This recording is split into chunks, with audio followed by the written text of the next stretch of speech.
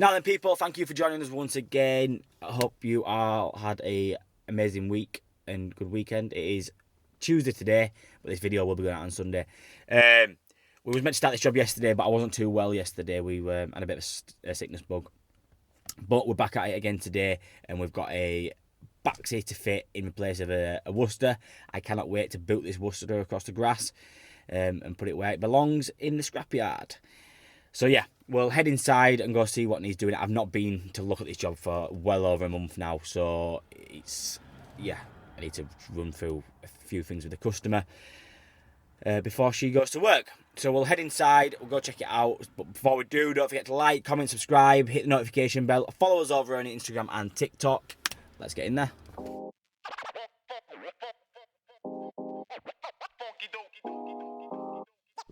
Right, people, so we're inside now, and what's the greenstar?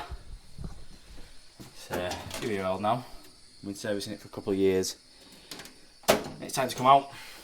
So they all come from above, and that is the main reason we've gone for the Baxi 800. We can run the pipe down the back without having to use a standoff. And it comes with a filter and all the other bits and bobs.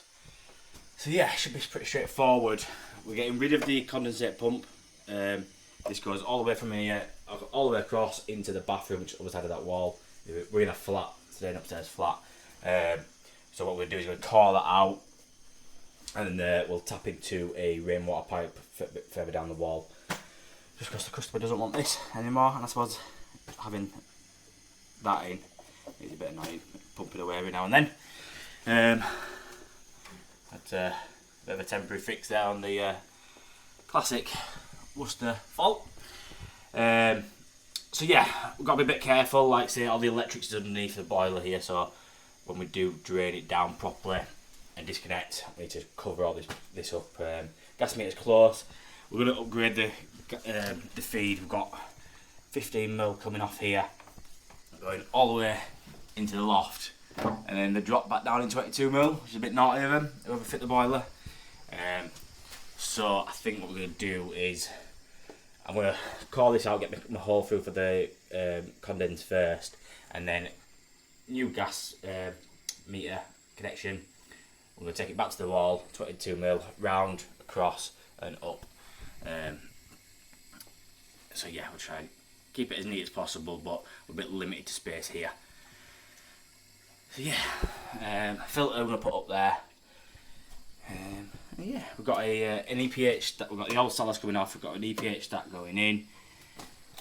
Should be a nice straightforward job. Not right good for filming in a cupboard, but never mind. And before anyone notices, there's a little window there which is under 300, but it has been permanently closed. They cannot open that window anymore, so it is a non-openable window. So we'll get it all drained down, disconnected, do a gas test, get all the water drained down, get the boiler off the wall, hopefully without flooding the electric, because I don't fancy a bill of having to get that all sorted out. So yeah, we'll get some towels and buckets and other bits and bobs. What I might do is isolate all the valves on there, whip the boiler off the wall, because I can on this boiler. If I isolate here, I can disconnect these nuts and take them off the wall. It might be easier and probably less water. I was saying that if I disconnect the cold, I'm going to get back feed from the hot water pipe coming down. So is there any point? I'm not sure. We may film that. It might get fun. It might get a bit dangerous with the electrics there. But we'll crack on. Right, so we're just stripping the boiler out now. A couple of little tips for you. When I take boilers out, screws from the case, put to one side and we save. We also take the flue cap, because how many times have you been to a boiler and that's been missing, or you've snapped it? So yeah, a bit of a tip for you there, just to salvage what you can. What do you salvage off for your boilers? I know some people take like front plates off, any screws they can. If I've been working a boiler before and I know, say I've put a new trap on there, I'll take that trap off and save it. put a new pump on, I'll take that pump off because I know it's a good new pump. It's not a problem. I also save these off the Worcesters just because they're handy to have, because you go to a few that I'm missing, and if you have that on there, it might just save the boiler for a customer. Nice goodwill gesture, it didn't cost you anything. So, save that. So we're just finishing off draining down. I'm going to get the bucket and a hose onto here just to drain the central heating. These pipes been down the central heating here. We'll do the gas test, and then we need to work out how we're going to drain the hot and cold pipes coming down from the loft without flooding the electrics underneath.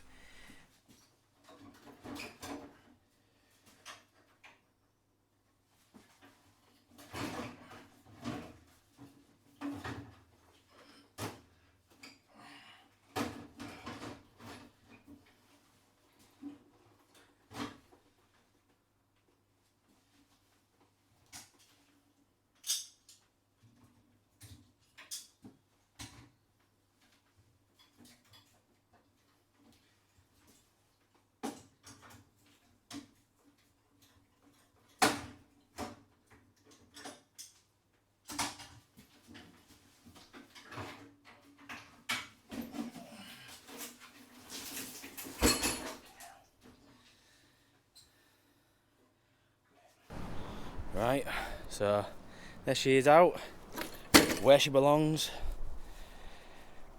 I'll head back inside and get the boiler fit up there, just above that window that I was on about.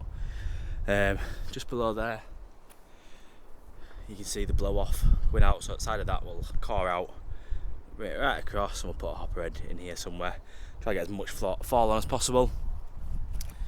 So yeah. We'll go inside, have a bit of a tidy up, and run to the merchants, get us a few bits and bobs should I say, and then we'll get back and we'll get this Baxi slung on the wall. So just got back from the merchants now. We've got the boiler bracket on the wall and got some pipes in temporary, well not temporary, they were staying in there. The reason we're doing it this way is because I forgot to order a pre-packed kit. You can get pipe, you can buy a piped kit to go at the back of the Baxi 800s. So you can see on here, you can go all the way down the back of there without having to put a standoff bracket on. So that's really the main reason we went for this boiler.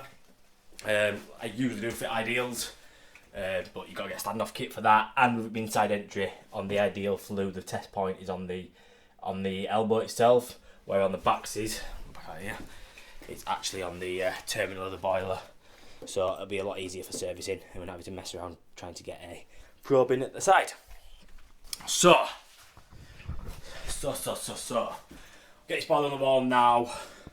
We'll get this taken off here, and we're going to get our condensate done, our flue done, and then we don't have to get the ladders out tomorrow or later on this evening to get all that done out of the way, and then we'll come inside and we'll start with the hot and cold waters, get the customer some water back on at least for today. I need to fly to the merchants. Plumber didn't have the correct gas connection. They only had the one that doesn't have the groove in there, and it doesn't fit on these brackets. It's a bit of a pain, so I think Tool Station's the closest one to get one of them. So we'll head over to Tool Station shortly, grab a gas connection, and we'll get this repiped up and up there. So we'll sling this boiler on the wall and crack on.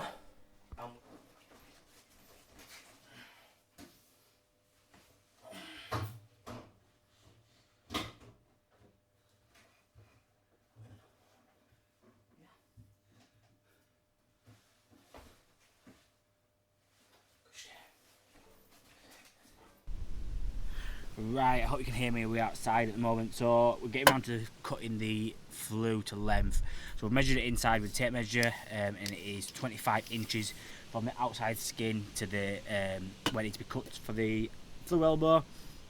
So what we're going to do is, what I always do is rubber collar on, so when we know, well I measure off the lip here, and that seems to be enough for me to have cover, and I've got no white showing then, which is what Baxi want as a manufacturer, no white on show.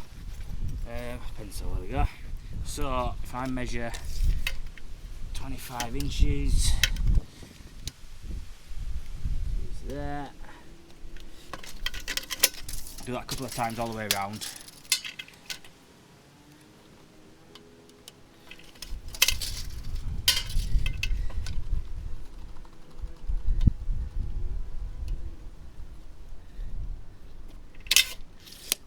In fact, I'm double checking myself now. I'm just going to go double check that it is 25 inches. I'm on second guessing. A few moments later. So yeah, sorry about that. Yeah, I'm alright, it's 25 inches. So what I do, I've got my lines there that you can see on the camera, and then get a bit of paper that comes with the flue, and I line that round onto my marks, and that way I get a nice neat line all the way through.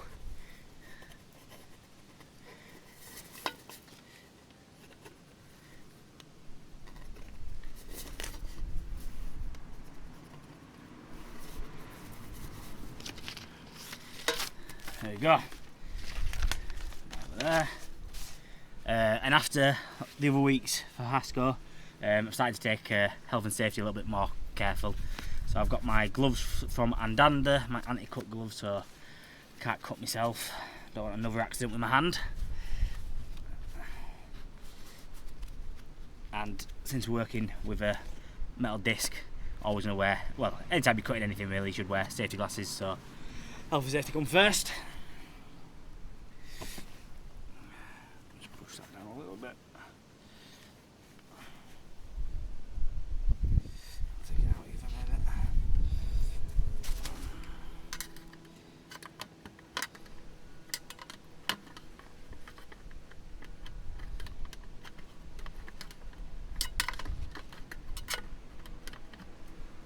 When cutting these Baxi flues, always make sure that if you can see down there, there's like a support bracket inside. Make sure you push that further enough down so you don't cut that. And then angle grinder.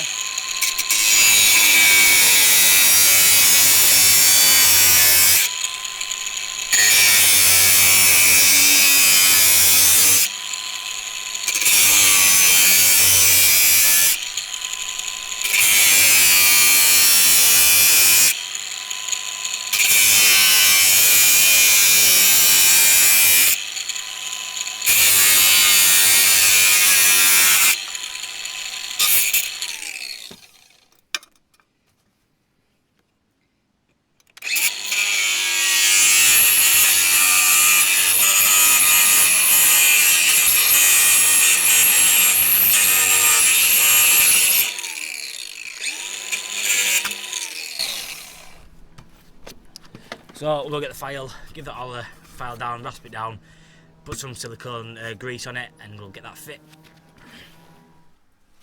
Right, so we're just putting the flue in now. On the Baxi training course that I went on a few weeks ago, they emphasised that you must put these tap-in screws into the flue. They come with, the flue elbow's got a little dot on either side. They said you understand that drilling at the back of there might be a little bit difficult, so if you get one at front and one on top, it'll that's just as good. As long as it's got two fixings, that's all they want to see really. So we'll get them in there, get this sand and cemented up, and flue's done. Finish off the condense and get water back on for today. We're a little behind schedule. As you can imagine, it's been my birthday, phone's been going non-stop, and I just can't bother today, to be fair. We're back tomorrow, and we'll get it all finished off and flush through and everything tomorrow morning. So we'll get these bits done, and I'll probably give you an update before we go. Right, good morning people, we are back. I know I said yesterday I was going to catch up with you at the end of the day, but I completely forgot and I just cracked on and got what I need to do. But we're back this morning, we're all set up, all laid out again, ready to finish off this boiler swap. So like I said yesterday, we didn't get as much done as we wanted to get done, so we've got quite a lot of the pipe work still to get done. We got the cold done yesterday, but the hot, essentially, in the gas and the rest of the condensate inside, all to finish off today. So basically what we're doing, I've got my shock arrestor in there, we're putting them on every boiler swap now, just because I've had problems before, when, especially when we're converting systems, knocking afterwards. So just to get me off the get me out of the what's the word? Can't remember. Just to prevent it from happening, putting them on every system now, and boiler manufacturers do prefer you to have them on. So we have got the MagnaClean Micro 2 to go in up there. I'm just going to put it into on there somewhere. What we need to do first though is, I forget, one of these tails with the Baxis come with these tails. So I need to socket that onto there, push it up, get it connected onto there, and then I can do my connections. I've just got to put two elbows on there for that. And then we've also got somewhere down here, yeah, the easy fill for the filling loop. So I've never actually fit one of these before, so I might film it and see how we get on with that. Well, yeah, so got them four all going up there. Gas, blow off, and condensator are all going to run across and down into these connections here. Not sure how I'm going to do it, because I'll have to run blow off, gas, and then condensate. So I'm a bit tight. I'm limited for space here. So I'll probably blow off. I don't know. So we want to try to make it look as neat as possible, and then we need to sort this wiring situation out as well. Need to open this up and get it all wired up, and then we've got a new start to go in as well. So yeah, we'll crack on. It's a bit tight in there for filming wise, and I don't really want to be propping up back of there and just looking at my back all day. So we'll try to film what we can, but we'll stay tuned. I'll don't leave us just yet. Right, so we're just putting the just try to do it a bit tight up here. Just putting the MagnaClean in now, and as you can see on there, it's on push fit connections. So all you have to do is try not to drop it. Take this black connector off there, and then this should, if I can get it with one hand. So I'll probably napped it now. Let's get another hand on this job. Ooh. Camera nearly went then.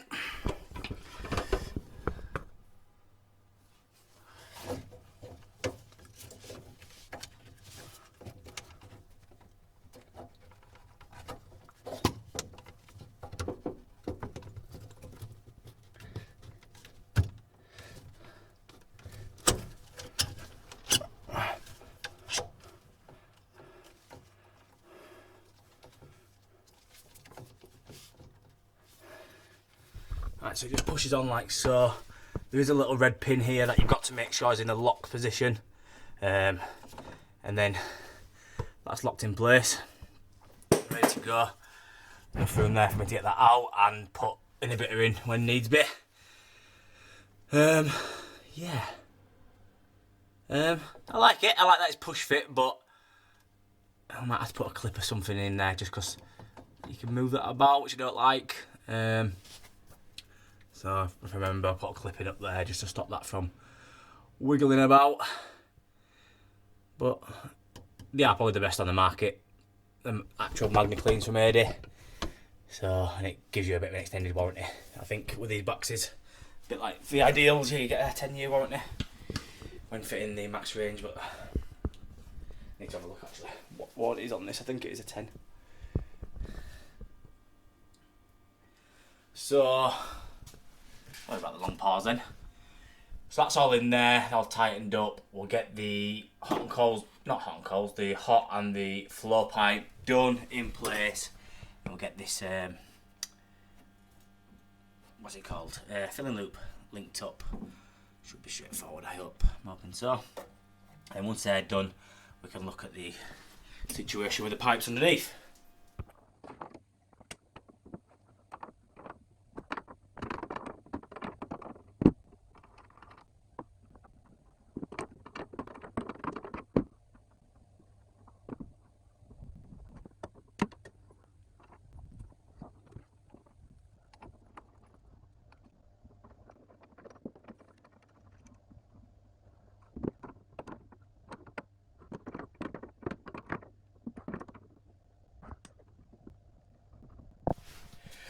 Right, so we're all filled up now. Got our cleaner in there ready to go for when we fire it up. So we're just moving over to the gas and the blow off. First of all, we're going to do the blow off on these Baxis. Well, any Baxi, as far as I'm aware, and the mains. Always do your blow off before doing your gas, because you will not get in to tighten that nut on there afterwards if you don't. So basically what we're going to do, we're going to go straight across and then down. We might put a bend in there onto the blow off there, going to outside, and then gas, which is going to go on that connection, down, elbow across for the middle one, down, bend our elbow there, across, and then down to our new gas meter connection. Before anyone says it, we've got a cap in there, and earth bonding. I'm not sure about this one actually, because I disconnected the pipe, all the pipe work and everything. My initial thought was to put it onto the existing earth bonding that was on the pipe. Have I done that right? Let me know. I think I have. I'm not sure. Put it in comments below if it is right or if it's not what I should have done really. I'm not sure whether I should have clipped it to the actual bracket itself, but that seemed like the most logical way. And then on condensate, it's kind of sends you, Baxi sends you out a bent and a straight connection, and they just push onto there like that, and then we can elbow it back to the wall, elbow down, elbow across, and then what I'll probably do is get the 1 1/4 elbow, 1 1/4 with an elbow there with a reducer, and then just drop it in like so. Probably not the neatest in the world. People probably slag me off for it, but we're a bit tight here, and it's not ideal. We didn't really want to leave the boiler in here because of the electrics, but it's that small of a flat. There's literally nowhere else to put it, so we had no other choice really. So someone's going to moan about me having it above the electrics, but I told the customer and made the customer aware of the dangers of having it there, but like I say, there's nowhere else to move it to. So we'll crack on and get them bits done, and then we can get it fired up and flushed through. Right, so we're all fired up now, all on. Just turn the heating on now for the first time. So yeah, all pipe work done, all wired up. So we've got the receiver up there, you can just see with the APH, wired up to the open firm to get around the boiler plus scheme, and yeah, so all good. Need to have a good tidy up, get it all cleaned down. Excuse some of the soldering, it's not been the best today. Got to say, I've not been on point with my soldering. So yeah, just went around a couple of things that I like about this boiler that I forgot, to be fair, that it did. One thing that it's good, I think, a really good idea that not many boilers have, I don't think. They have this plug here, which you pull from the bottom. Pull from the bottom. There you go. Pull from the bottom, and that there's like a engraving at the bottom there. So if you have a leak, your water's going to dribble down to there. You can unplug that, and your water can drain down. I'm not sure what other boilers, if there's any other boilers that do have that. I might be wrong. I'm not entirely sure, but it's the first time I've come across it on a boiler. So make sure that's all the way in. There we go. What else did I like? Can't remember now. When wiring up to open therm on this, you might notice that when you turn the dial, it doesn't change the temperature off of the hot water or the heating. When you're doing it with an EPH start, the stat takes full control, and you can set it up by the stat. You can find out how to do that in the instructions.